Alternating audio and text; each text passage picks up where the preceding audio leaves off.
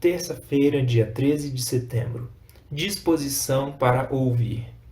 Eli era um homem bom e puro quanto à moral, mas era muito condescendente. Eli incorreu no desagrado de Deus porque não fortaleceu os pontos fracos de seu caráter. Não queria ferir os sentimentos de ninguém e não teve a coragem moral necessária para repreender e reprovar o pecado. Seus filhos eram homens perversos, contudo, ele não os removeu de seu cargo de confiança. Esses filhos profanaram a casa de Deus. Ele sabia disso e sentia tristeza pelas consequências, pois amava a pureza e a justiça. Mas lhe faltava força moral suficiente para suprimir o mal. Ele amava a paz e a harmonia e tornou-se cada vez mais insensível quanto à impureza e ao crime. Isso está escrito no livro Testemunhos para a Igreja, volume 4. Vejam só, meus queridos irmãos e minhas queridas irmãs, como ele era um homem bom em relação à moral. No entanto, essa passividade dele acabou trazendo consequências tão terríveis. Ele valorizava muito a paz. E quantos de nós hoje temos essa atitude também? Não, eu não quero arranjar confusão. E aí nós acabamos sendo condescendentes com coisas que são ruins, que são contrárias à vontade de Deus, dentro dos nossos lares, dentro da nossa igreja. Que nós possamos nos lembrar dessa lição aqui, meu querido irmão, minha querida irmã. E que nós possamos, então, agir. Não só ficar com medo de perturbar a paz, mas que, quando for necessário, que nós possamos agir e repreender, sempre com amor, sempre com a intenção de salvar, mas que precisamos fazer isso, precisamos tomar uma atitude, principalmente quando temos as condições de tomá-la e temos a responsabilidade de tomar essa atitude. Ele era o sumo sacerdote, ele poderia ter afastado seus filhos do sacerdócio, mas ele não fez. Então, nós temos uma responsabilidade também, meu querido irmão, minha querida irmã, quando nós, por conta de não desejar ali criar um desconforto, acabamos nos omitindo. Que nós nos lembremos dessa lição. Agora nós vamos ler o próximo texto que está no livro Orientação da Criança. Olha só, ele vai trazer o seguinte para nós. Durante os primeiros 3 anos de vida do profeta Samuel, sua mãe lhe ensinou cuidadosamente a distinguir entre o bem e o mal. Por meio de todo o objeto familiar de que estava rodeado, ela procurou levar-lhe os pensamentos para o Criador. Cumprindo o voto de dar o filho ao Senhor, com grande abnegação, ela o colocou sob o cuidado de Eli, o sumo sacerdote, para ser educado para o serviço da casa de Deus. Seu preparo precoce o levou a escolher manter sua integridade cristã.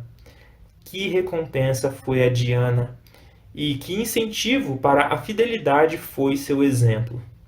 Vejam só, meus queridos irmãos e minhas queridas irmãs, que contraste, não é? Ana incentivando seu filho a seguir os caminhos de Deus, enquanto ele acabou sendo condescendente com os seus filhos, fazendo aquilo que era contrário à vontade de Deus.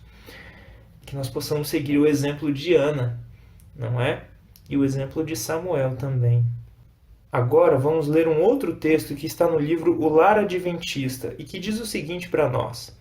Deus deu aos seres humanos olhos para que vejam as maravilhas de sua lei. Deu-lhes ouvidos para que ouçam sua mensagem apresentada pelas palavras do pregador.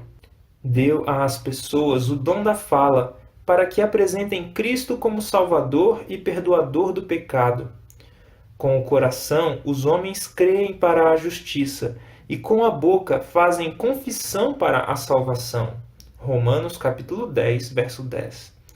Todos devem vigiar os sentidos. Caso contrário, Satanás conseguirá vencê-los, pois eles são as vias de acesso à mente. Olha só que importante, hein? Todos devemos vigiar os nossos sentidos porque eles são a via de acesso à mente.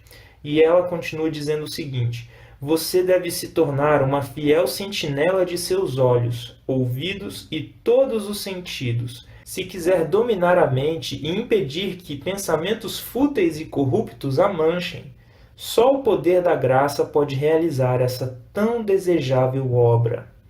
Satanás e seus anjos estão ativos, criando uma espécie de paralisia dos sentidos, para que não sejam ouvidos os conselhos, as advertências e repreensões. Ou, se ouvidos, não tenham efeito sobre o coração, transformando a vida. Vejam só, meus queridos irmãos e minhas queridas irmãs, precisamos cuidar dessas vias de acesso à mente. E lembrar que só o poder da graça pode realizar essa obra de transformar os nossos pensamentos. Então, se nós precisamos da graça, precisamos suplicar ela a Deus. Precisamos ir até Cristo e pedir que Ele faça essa obra em nós. Precisamos estar dispostos também, não é? E temos um inimigo que não dorme e que está ativo, querendo nos levar para o caminho contrário. Não podemos esquecer disso também.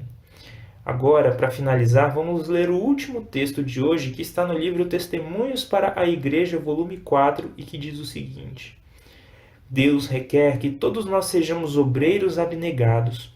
Toda parte da verdade tem uma aplicação prática para nosso viver diário.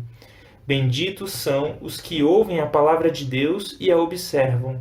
Ouvir não é suficiente. Devemos agir, devemos fazer. Em guardar os mandamentos, a grande recompensa.